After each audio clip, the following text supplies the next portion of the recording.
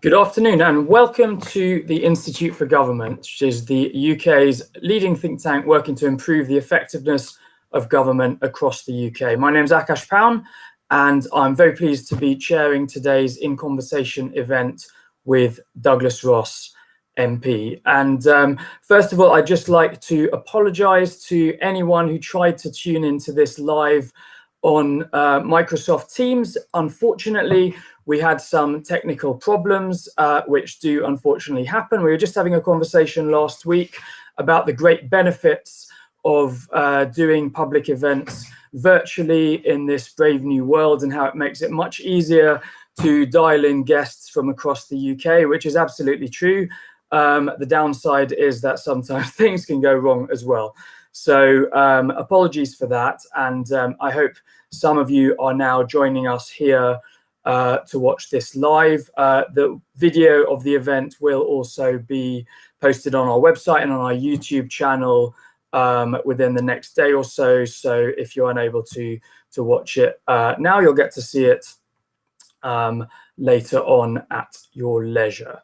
So today's event is the first in our Devolution and the Union 2021 election series, and that's going to involve a series of conversations with senior political figures from all parties and from across the country. And these events will be taking place in the run-up to the elections due to be held on the 6th of May.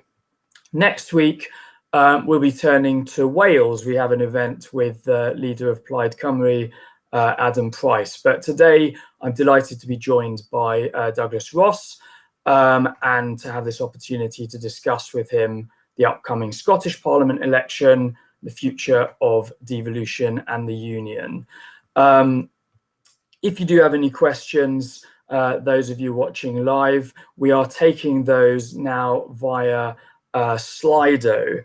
So if you go to www.slido.com and enter the code IFGDEVO, then you should be able to submit questions and I'll try to incorporate those during the discussion. And if you want to join the discussion on Twitter, we'll be live tweeting this from the IFG Events Twitter account using the hashtags, again, IFGDevo and elections 2021. So now to properly introduce our guest. Douglas Ross has been leader of the Scottish Conservative and Unionist Party since August of last year. He's been the MP for Moray in the northeast of Scotland since 2017, when he defeated the then SNP leader at Westminster, Angus Robertson, in one of the big stories of election night. He's also previously served both in the Scottish Parliament and as a councillor for a decade. He's married to Crystal, who's a police sergeant. They have a 1-year-old son together. And in his free time, I'm surprised you have any free time with a big job and a toddler. Douglas is a qualified football referee, officiating games for the Scottish FA, UEFA and FIFA. So Douglas, welcome to the IFG. Thank you for taking the time to speak with us today.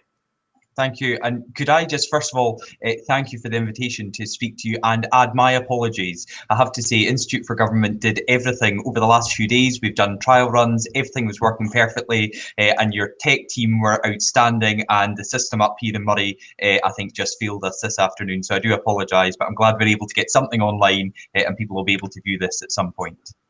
Yeah, I appreciate that. And yeah, these things happen. So to start with, I'd like to start by talking about the election. Until fairly recently, just a few weeks ago, I think it was, there was quite a lot of speculation that the elections might not actually be able to take place. And there was a lot of talk about postponement, as of course happened to the local elections in England last May. It now appears more or less certain that we are heading to the polls on the 6th of May. Is that your understanding of the situation, or do you think there is still a chance that the polls might need to be delayed? Well, that's my understanding, and certainly throughout this, we as Scottish Conservatives have continued to work towards that 6th of May date. We've been developing policies since I became leader. We've been getting our teams in place in terms of candidates, and regional list rankings are ongoing at the moment.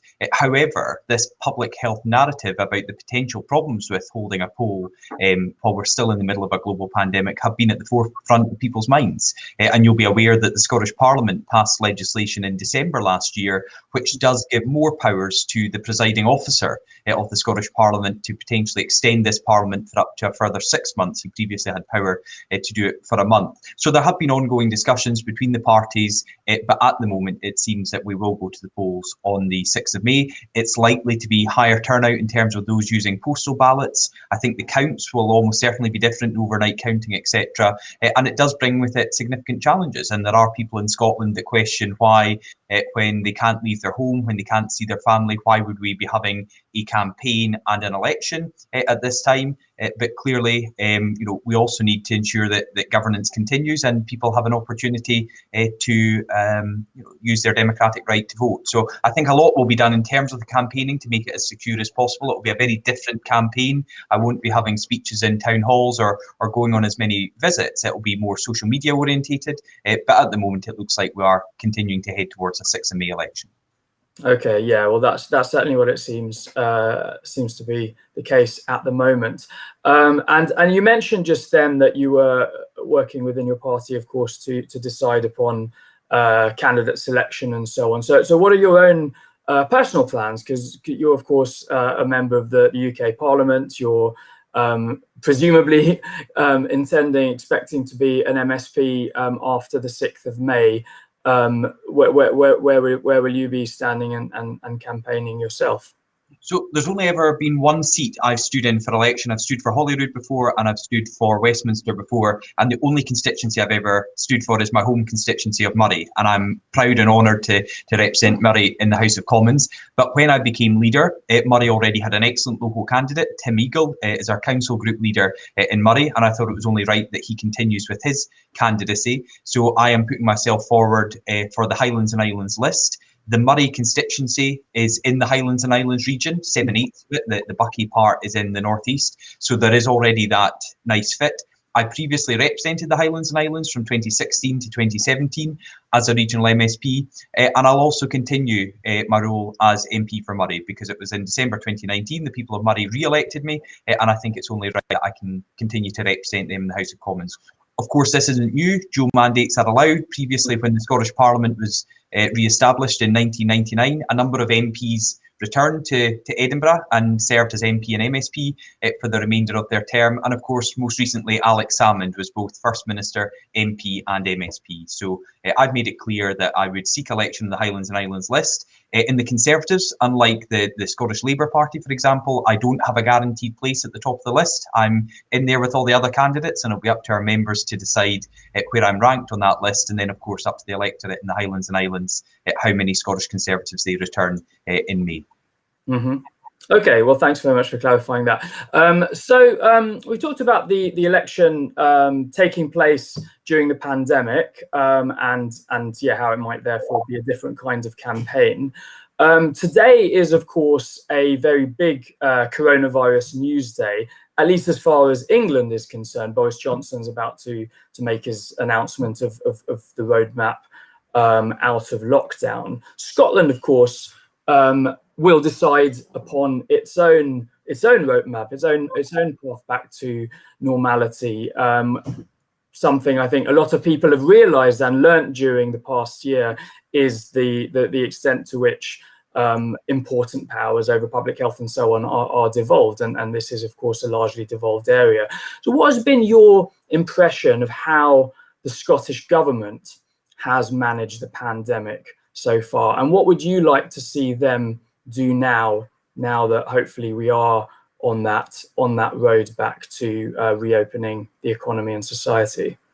Well, two parts to that question. First of all, I don't believe there has been a huge difference in the response to coronavirus in Scotland compared to other parts of the United Kingdom. And I think if you have an objective look, it would be very difficult to see a real credible difference between all four parts of the United Kingdom. Yes, some dates were slightly different, and for example, in the first lockdown we had construction stopped in Scotland and it continued in England, but overall roughly the approach has been similar. And indeed the First Minister made that point in her briefing today, that she expects the plans coming out of the second lockdown to be roughly similar in England as they are in Scotland.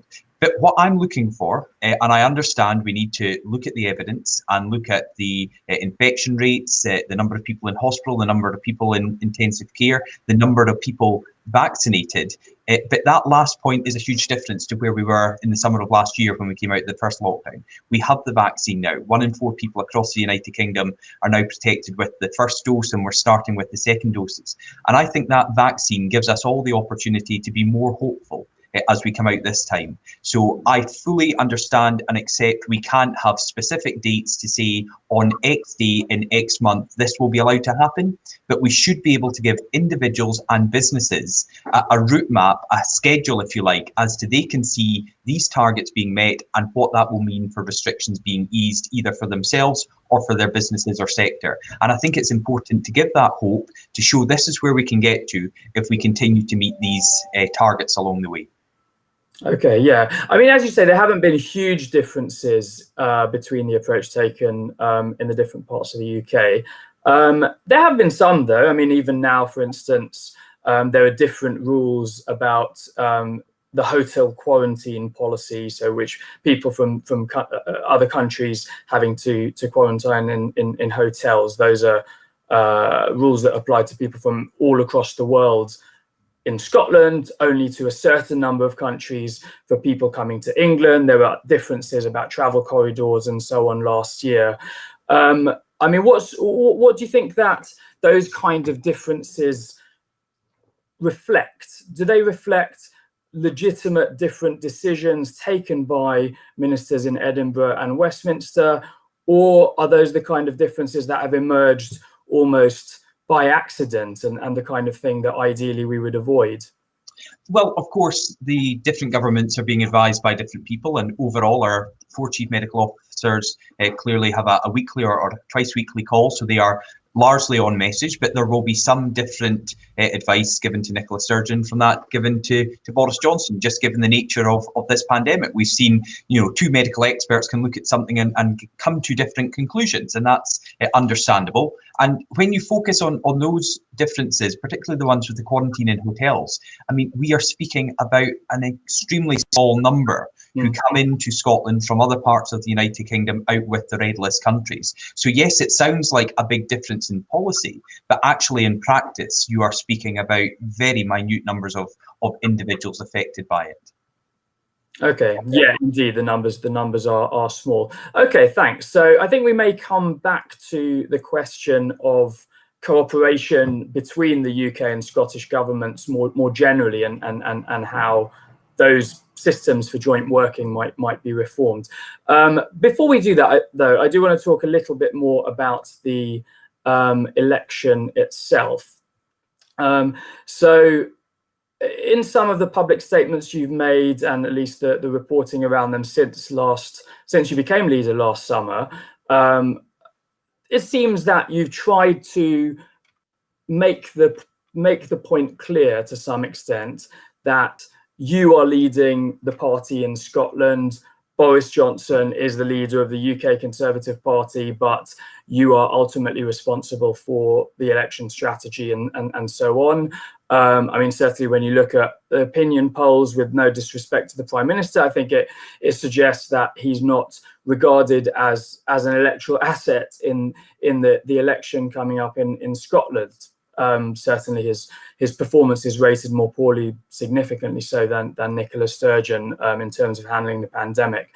So I just wondered, in terms of your manifesto development and your campaign strategy, to what extent will you be trying to visibly distance yourself, shall we say, from the Conservatives at Westminster?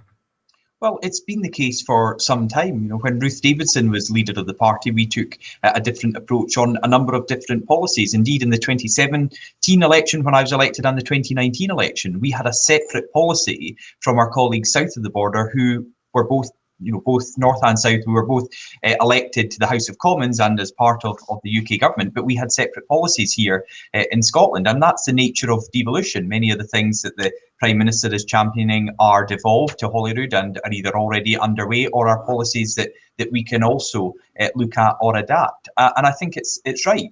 People understand that we are a separate party here in Scotland, and there will be times where we have separate policies, unique policies to Scotland. And, I've been upfront and honest. When I agree with the Prime Minister, I'll agree with him, I'll vote with him. Where I disagree with him, I won't. And what I think people expect is there are two governments to work together. Someone who will stand up for Scotland's voice to be heard, both here in Scotland and across the United Kingdom, but challenge the UK government if we feel they could do better or if they've got something wrong. And that's always been the way I've approached politics. In my 10 years as a councillor, I would quite often go out on a wing if I thought it was the right thing to do. In the Scottish Parliament and at Westminster, I do the same, and that's the type of leadership I take to the Scottish Conservatives. And are you tempted at all by the idea, which I know has been discussed I think at the time of previous Scottish Conservative leadership election contests, that the Scottish Party should become an actually autonomous party affiliated to the UK Conservatives, but organisationally separate? Like, for example, the CSU, the Christian Social Union Party, is in Germany, or in Canada, the Quebec Conservative Party and the Quebec Liberal Party are, legally speaking, totally separate parties, just with a partnership or a relationship, of course, of cooperation with their sister parties in the rest of the country. Is that a model you have or would consider?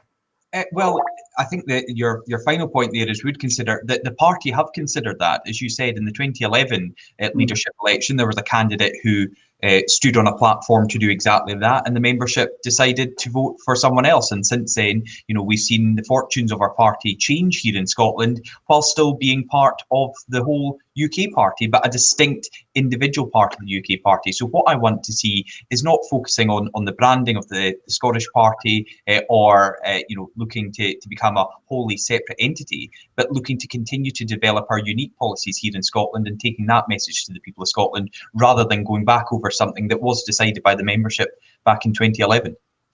Yeah, indeed. That's when it was put to the party members. I recall that. Okay, well, as you say, I mean, since then, the party has gained in strength in Scotland. At the last election to Holyrood in 2016, your party had the best ever result and overtook Labour to become the second party at Holyrood for the first time, and 31 out of 129 seats were won by the Scottish Conservatives. So given that achievement 5 years ago, what are your ambitions for this May? What would be a good result for you? I mean, does it all really just come down to, can you prevent the SNP from winning an overall majority, which, as we know, is going to really put the independence question at the top of the agenda again? Well, first of all, I don't put a limit on my ambitions for the party in May. And this is the answer I'll give a number of journalists who I know will be asking me this over the next few months. But I think it would be wrong, before the campaign started, a single vote has been cast, that I'm saying this is where I think we'll end up.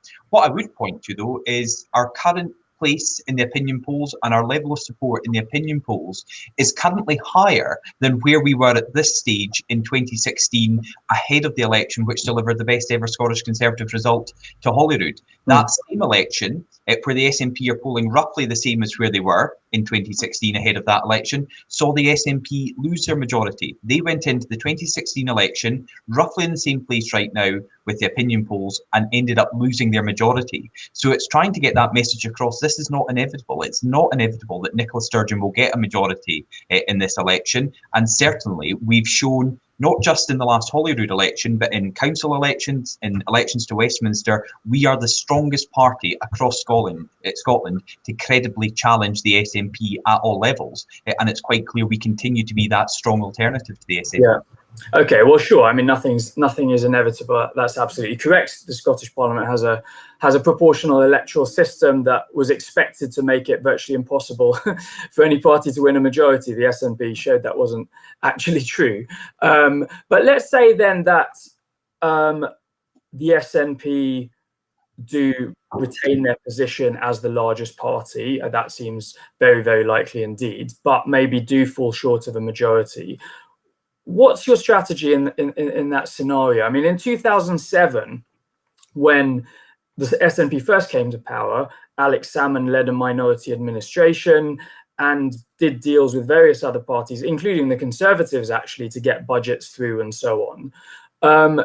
Could you imagine working with, or almost supporting to some extent, Nicola Sturgeon in that way? Obviously, you wouldn't support their agenda on the constitution, but are there other areas where you could imagine finding common ground if we're in that scenario?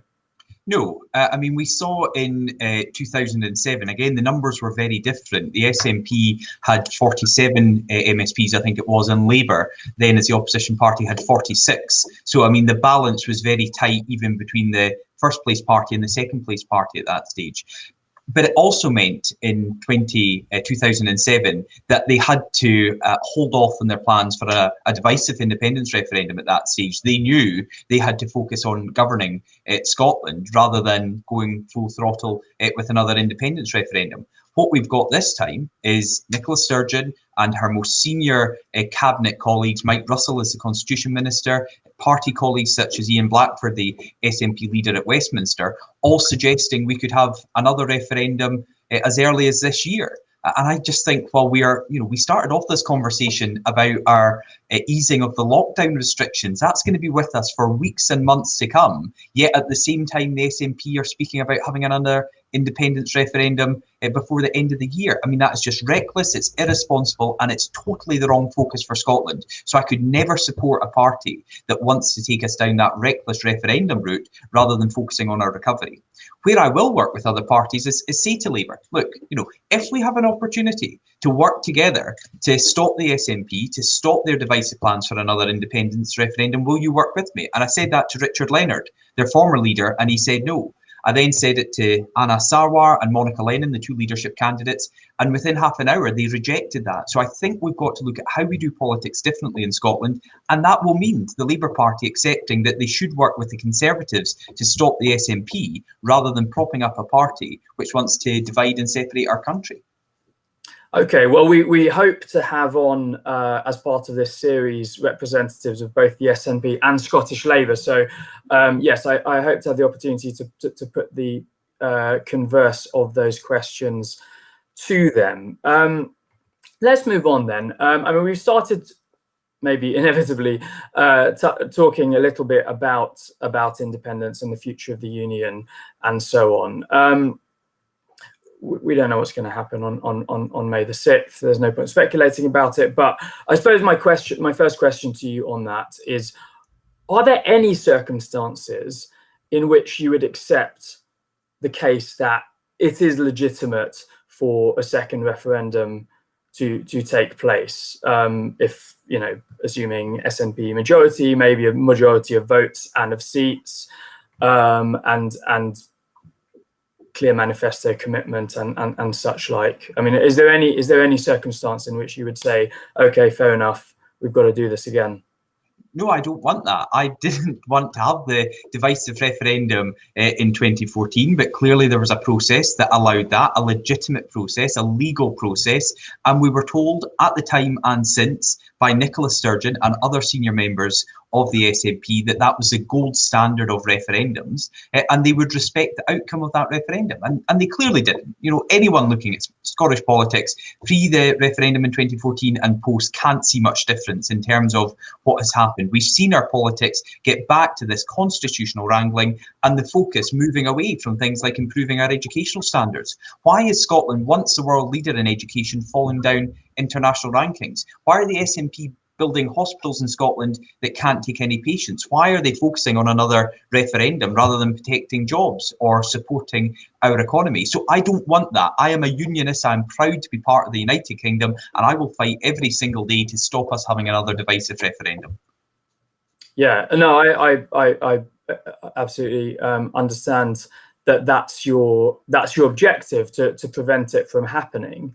I think at the heart of this debate, there's this question of the maybe somewhat contested principle of national self-determination. I mean, Margaret Thatcher, no less, once wrote that, I quote, "As a nation, the Scots have an undoubted right to national self-determination.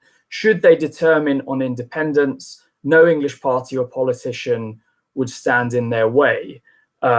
Although we might regret it, I think we wouldn't regret it," I think she went on to say.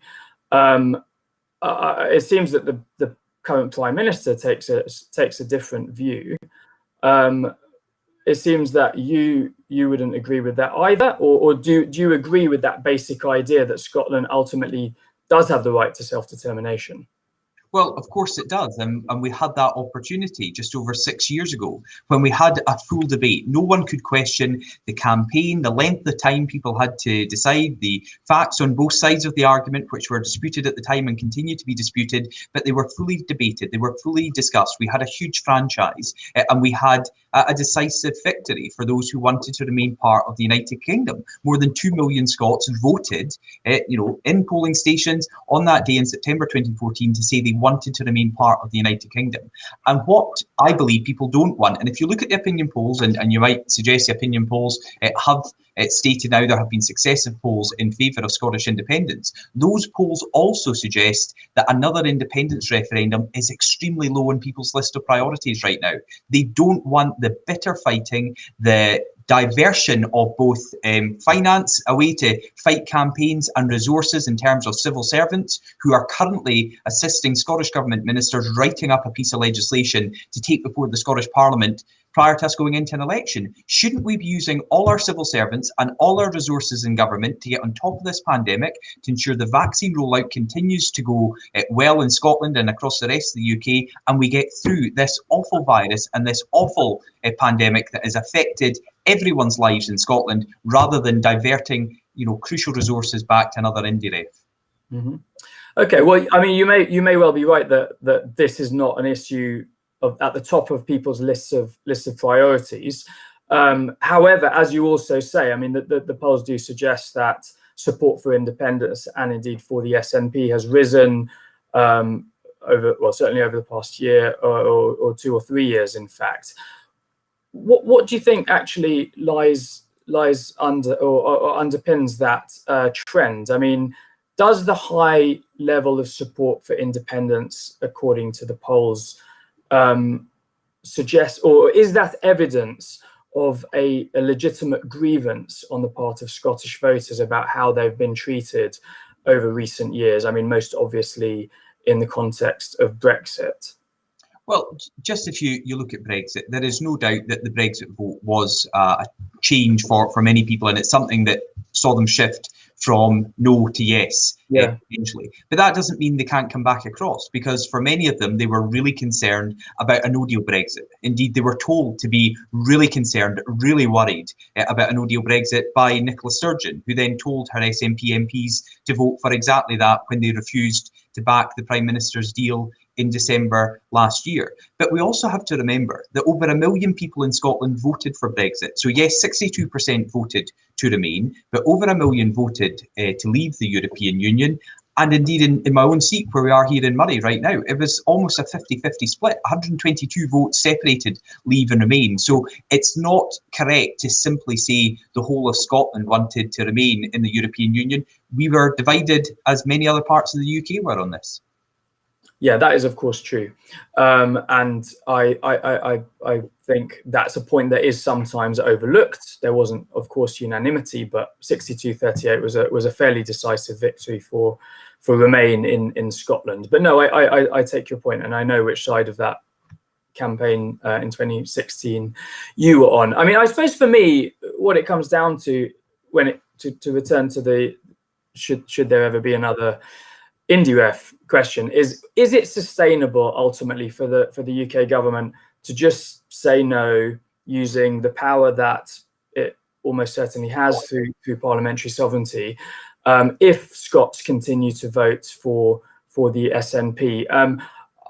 I think I sense that you might agree with the proposition actually that in the end the unionists such as yourself and your party colleagues have to engage in and win the battle of ideas over where Scotland's interests lie in the long run. I mean, the union, I don't think, can work in a way that's in anyone's interest if the different parts are constantly in tension with one another. So, from your perspective as a unionist, I know that this is something you are keen to do, is to have that debate and persuade people that they should obviously not consider the uncertainty of independence. But how actually should that battle be engaged in, and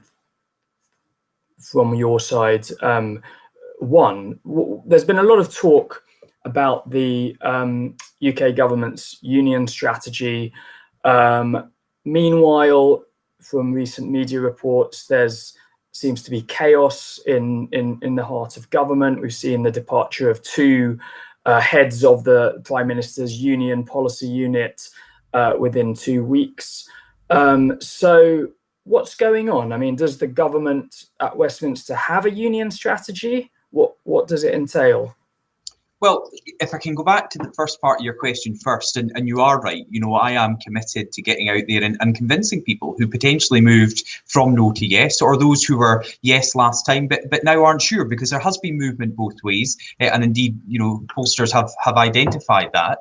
And I think, you know, it is a legitimate criticism for those of us who supported Scotland remaining part of the United Kingdom back in 2014, that we thought we'd won that argument, because we were told, as again I said earlier, that it be once in a generation, and then we thought, well, we've done it now, we can go away and focus on other things, which the Nationalists never did. They continued their campaign for separation, but also when they were well behind in the polls, far further behind than the union currently is, they never gave up. They never said, well, you know, the game's a bogey, you know, we're just going to give up. They continued to fight for what they believed in, and that's why we, on the opposite side of the argument, have to continue to fight for what we believe in.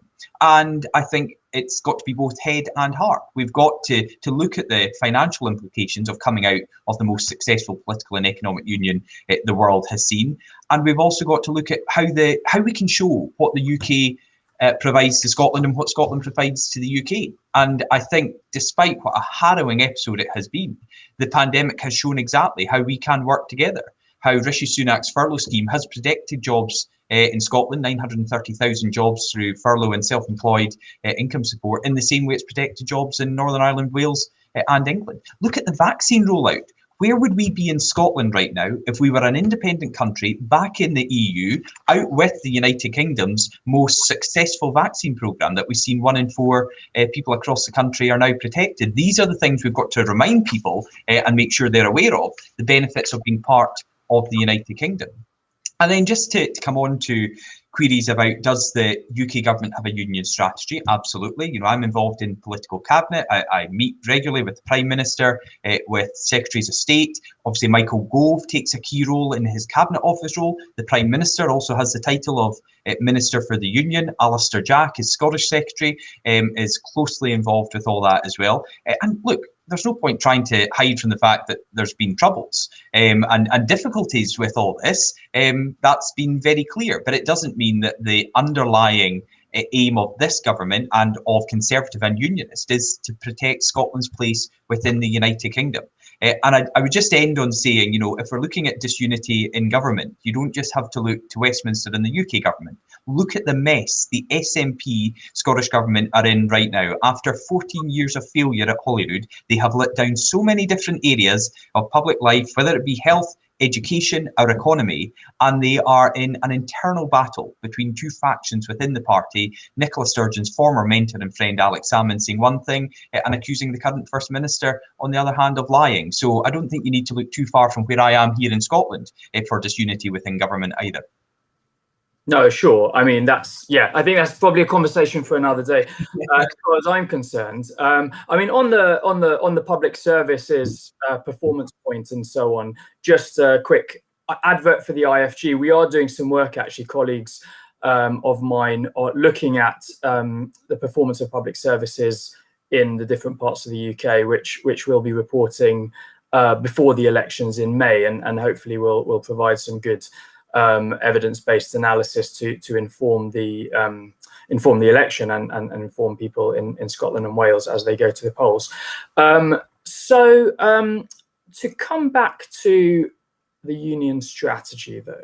So yeah, okay. I mean, personnel changes and arguments in Number 10 and so on are kind of Fleet Street gossip to some extent. But do they not also point to put it this way, as I see it, there's clearly agreement within the government at Westminster and within the Conservative Party about the ultimate objective to hold the union together. But there seems to be a bit of a tension between those who think the route to that is to kind of engage in sort of battle with the nationalists and take a hard line as far as the passage of legislation that affects devolved areas, like the passage of the UK Internal Market Act earlier this year, and to kind of reassert the primacy of Westminster. That seems to be one approach. On the other hand, there seem to be some people, maybe more associated with Michael Gove, who want to build a stronger relationship of cooperation with the devolved administrations. Is that fair, and where do you stand? Well, I think it is fair, but I think it can be both. I don't think there is anything wrong to highlight areas where you think the Scottish Government can do better, where they could do more for people in Scotland, while also saying here are areas where our two governments can work together successfully to achieve more for Scotland. So, you mentioned the UK Internal Market Bill there, and I understand the SNP were against it, from the very beginning. But this is legislation which one of my own companies here in Moray, Baxter's Food Group, said was crucial to their business, because Scotland does 60% of its trade with the rest of the United Kingdom, more than the rest of the world put together. I think it was the Fraser of Allender Institute that suggested over 500,000 Scottish jobs rely on that UK internal market, and therefore when the SNP vote against that, they're actually voting against Scottish jobs, and I think that's wrong. When the SNP decide to withdraw all their Scottish Government officials from the Union Connectivity Review, that's setting out a political message, but it's also undermining our efforts to get more investment and more jobs into Scotland. When they originally said they were totally against free ports, and I'm pleased they've now U-turned on that decision, that was turning their noses up at huge investment and again potential jobs to a number of our communities here in Scotland who are crying out for these free ports and like the idea of them. So I do think we've got to highlight where there are political examples of that the nationalists have taken a nationalist look at something rather than in the best interests of Scotland. But it is also right that we show where our two governments can work together. For example, I've been a big supporter of the city and region growth deals. Two governments putting in their own different sets of funding for individual projects that communities potentially have worked together to build up a case for, but jointly investing. So here in Moray, we've got a £65 million growth deal, £32.5 million from each government on separate projects, but showing the two governments can work together. And I think that model could also be used, for example, getting our economic agencies to work together, because there's a lot of duplication in Scotland and at a UK level. And a lot of the money that we spend on this, £2.5 billion across the United Kingdom, actually is spent on duplicating similar models north and south of the border. So why not simplify that, show the two governments working together, which then allows people to access money easier and make sure every pound we spend goes in supporting businesses rather than supporting different agencies because one's in Scotland and one's in England. Okay, well, I was hoping to come on to this actually, but as you've mentioned it, I mean, one specific initiative that seems like it's going to fall into this space where both UK and Scottish governments have an interest is the Shared Prosperity Fund. So that is, of course, the government's planned fund to replace European structural and investment funds that have supported economic development in poorer regions across the UK, and from which Scotland benefits, I think, disproportionately. So on that issue, we still haven't seen much clarity at all about what it is the UK government intends to put in place of structural funds. There was supposed to be a consultation a long time ago. We're now, of course, past the transition period and so on, and people are still unsure exactly how this is going to work. And it also seems to be the case that the UK government intends to take quite a centralized approach to this, rather than working with the Scottish government to decide where the money to be provided through that fund should go.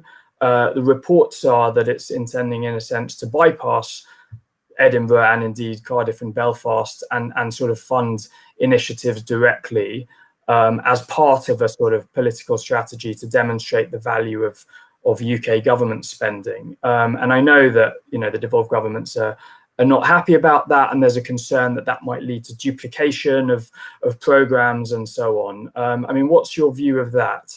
Well, I don't believe it should lead to a duplication of programmes. I understand why the SNP Scottish Government want to get as much money coming to them from the UK government, and they can then say this is their support for these communities. But we have two governments in Scotland, and both governments can invest in communities. And I think it's right that the UK government, which is bringing forward their plans for the Shared Prosperity Fund, can invest directly into communities. That is something that can clearly be done now, which wasn't possible when we were in the EU. And I think it's also important to remember, for many people, the drive for devolution in the referendum in 1997 and the start of the new Scottish Parliament in 1999 was because they felt very distant from Westminster, from London, from the decisions being taken down there.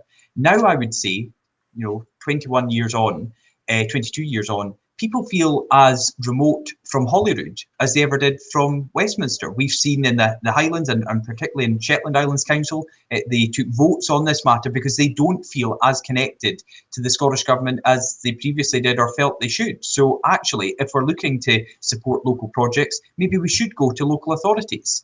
So yes, it is going past the Scottish Government, but it is still going to local authorities. And at the end of the day, I think people are only interested in getting the projects they think are important for their area. They don't really worry about who signs the checkbook. They just want to get that investment in their area. And that will clearly come through the Shared Prosperity Fund. It's just maybe not through the usual mechanism.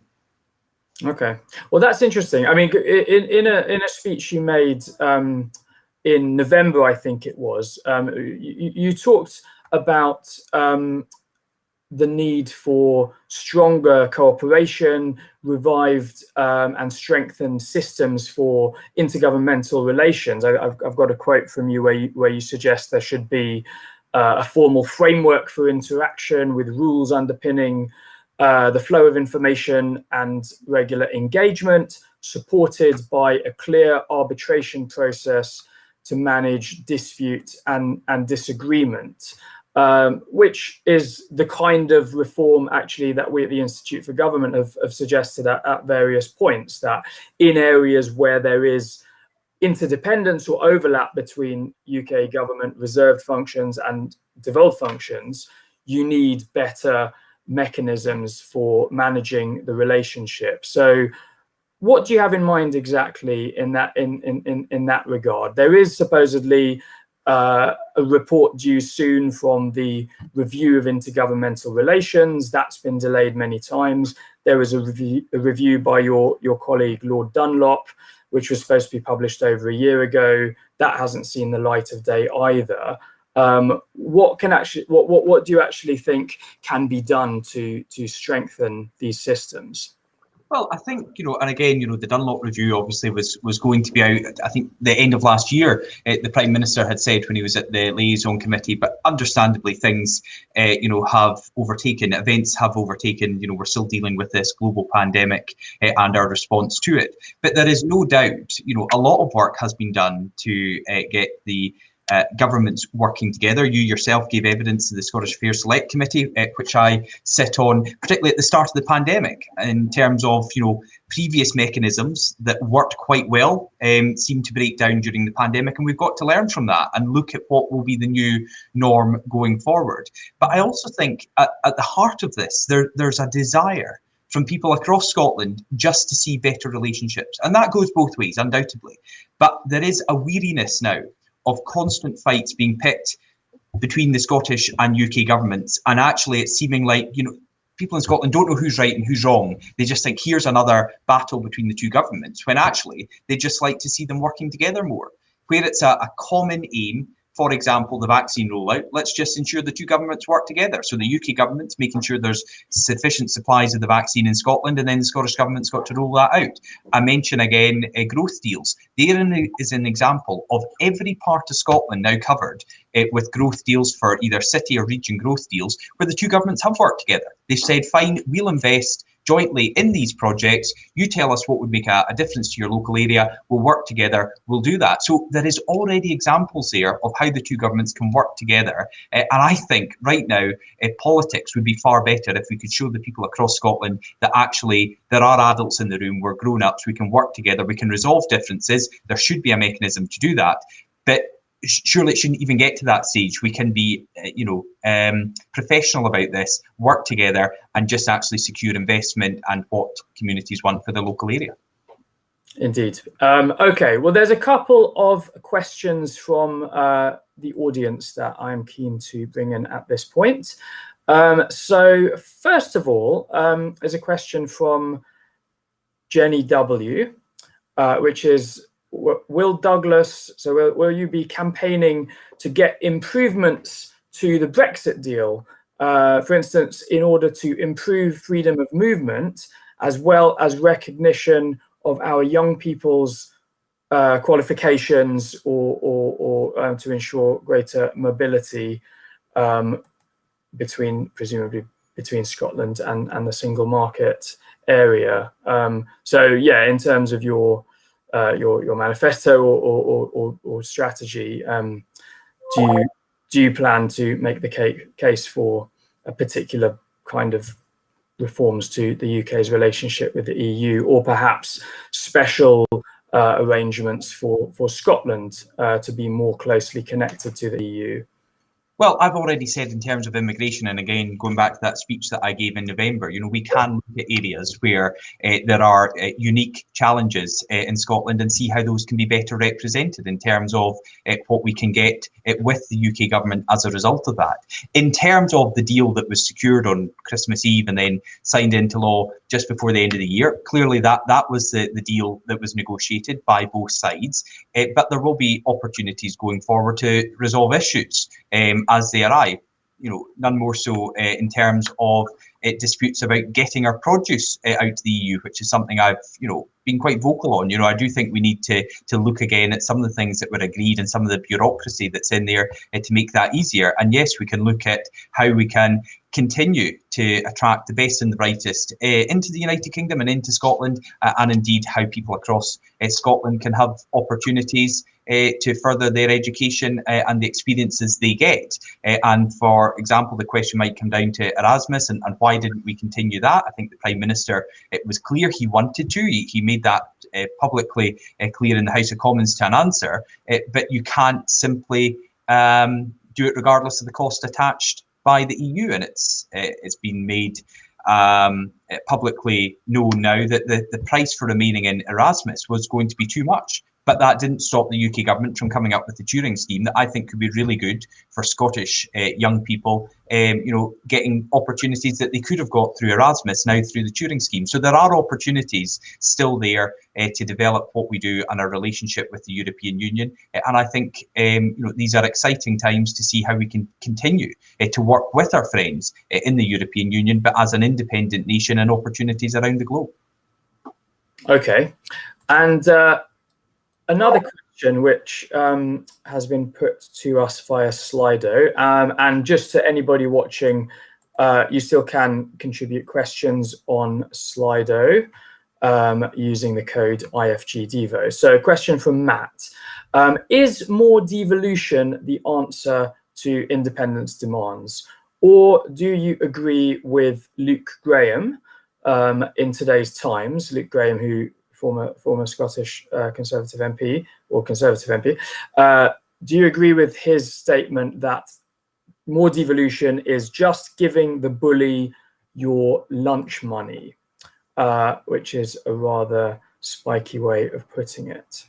Yeah, I'm not sure I'd use that language, but Luke is a passionate defender of the union, as he was when he was the MP for Oakhill and South Perthshire. What I would say is, and again, I've made this clear in my speeches, we've had Scotland Acts in 1999, 2011, 2016, and they were to answer specific problems and to improve the devolution settlement. They were never in themselves intended to be the answer to independence. So I don't think simply giving more and more powers to Holyrood is the answer to suddenly stop people considering supporting separating Scotland from the rest of the UK. What I'd far rather see is actually the Scottish Government using the powers they've got at the moment, the powers over our health service to make sure our health service is fully supported during this pandemic and as we come out the other side. The powers that they've got over education, which has seen our young people really struggle. The number of teachers in Scotland fall to its lowest level because of decisions taken by the SNP over their time in government. The support they need to give to local councils, because we've seen when the Scottish Government gets additional support from the UK Government, that doesn't always get passed on to our councils, despite them being asked to do far more with less. So my answer to that is not more powers. Let's just get the Scottish Government using the powers they've got to better improve the lives of people in Scotland. And when you ask for powers, actually use them. You'll know, Akash, on social security. The Scottish Government demanded more powers over social security because they would do it far better. But in the end, it was too complicated for them to set up the scheme in Scotland. So they've handed them back to Westminster for a few years while they tried to get things organised. So I think focus on what's there right now. Okay, fine. And a follow-up to that from someone who is anonymous on the chat. What are your opinions on the Scottish fiscal frameworks? This is the agreement between the Treasury and the Scottish Government about the funding of the Scottish Government and the fiscal rules that they must be obeyed at the devolved level. And specifically, well, maybe you answered this already, but I'd be interested in your comment. Do you think Scotland should have more tax powers? Which is a different kind of issue to devolution of welfare or public services or so on. This would be a reform that might strengthen the fiscal accountability of the Scottish institutions. So first of all, in terms of the first part of your question, there is clearly and has been ongoing discussions about the Scottish fiscal framework. It's due, at relative intervals, to be reviewed, and it's constantly being discussed, I know, between Steve Barclay and ministers in Holyrood, and it comes up quite a lot in Westminster questions as well. But we just have to look at how almost £10 billion of additional support coming to Scotland during this pandemic has helped us fight this health emergency and benefit the businesses who need support here in Scotland. My biggest worry is that money doesn't always get to the front line as quickly as it could. We know from the number of schemes that the Scottish Government have proposed with this UK government funding to support businesses, about half of that still hasn't got into the bank accounts of Scottish businesses. So where is the problem? Where is the blockage in that system in terms of getting support that is available in other parts of the United Kingdom? And then just on tax varying powers, obviously there are powers at the moment. I naturally don't want to see taxes going up, and I'm disappointed that Scotland's still the highest tax part of the United Kingdom. But we said in our budget submission here in Scotland, we didn't want to see that increase get any greater, but we understand in a pandemic that it's difficult to cut taxes, etc., right in the middle of this. But that's ultimately our aim, to see the tax cut here in Scotland. And in terms of more powers, I think the accountability is there. There is significant support from the UK government. There are opportunities to vary tax in Scotland, and I'm certainly not proposing any new areas at the moment with that. Okay, great. Well, I think that is a good place for us to end. I know you have another engagement starting shortly, Douglas. So first of all, I just want to thank you very much for taking the time to join us today. It's been a very interesting discussion, and as mentioned, it will be posted live on our YouTube channel and website soon. And we will be, as also mentioned, following up with similar events with members of other parties across the UK, starting with Plaid Cymru leader Adam Price. That event will take place next week, Tuesday, the 2nd of March at 4 p.m. So please do join us then. So on that note, thank you, Douglas. Thank you all for joining us. Goodbye. Thank you.